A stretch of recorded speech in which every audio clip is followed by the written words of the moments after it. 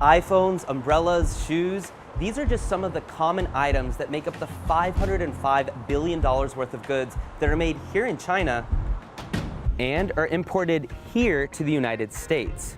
President Trump is unapologetically adding and increasing tariffs on many imports, prompting retaliation from China and others. So how do tariffs work and what do they mean for the economy? A tariff is a tax on items entering or leaving a country. The money collected under a tariff is called a duty or a customs duty. And in the United States, those duties are collected by the U.S. Customs and Border Protection. Last year, U.S. import duties totaled up to $33.1 billion. That's 1.4% of the total value of all imported goods. That makes U.S. tariffs among the lowest in the world. But that doesn't mean every item entering the U.S. is facing a 1.4% tariff.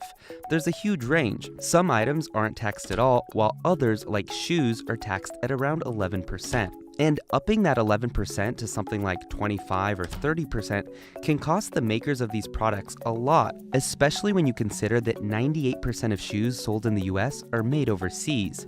Let's say I'm buying watches from China to sell at big box retail stores here in the US. Say each watch costs me $10. Add in a 20% tariff to that, and I now have to pay $12 per watch.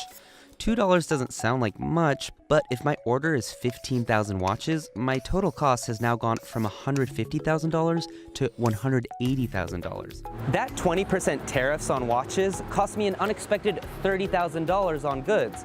So if tariffs cost businesses so much money, why have them in the first place? Well, there's two main reasons. First, they raise money. That revenue goes to the general fund of the U.S. Treasury, which helps pay for running the government. Last year, the U.S. collected almost $35 billion in duties. Number two, tariffs can help protect some domestic industries from competition abroad. Think of it this way. If you're charging Made in China more money, that makes Made in America suddenly seem more affordable. Let's go back to our watch example. If my manufacturer in China is sending over a batch of watches that cost me $12 instead of $10, I might find a cheaper way to make them here in the US to avoid paying that 20% tariff. But my supplies used to make the watch are likely going to need to be imported, likely still from China. And those supplies probably will have their own tariffs too. You can see how this can get complicated. There's another option. I could also potentially buy from another country that's not subject to the tariffs on products from China, like India or Vietnam. That's bad news for China.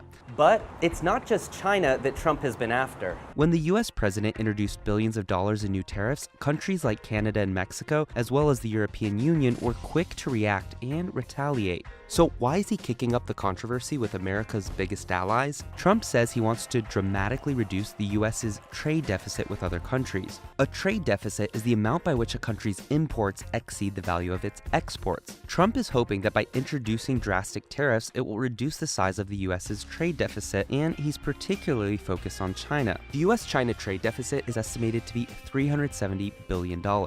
He hopes to reduce it to $200 billion by 2020. So what does all this mean for the consumers? When tariffs are put into effect, the person likely paying for that increase in cost is you and I.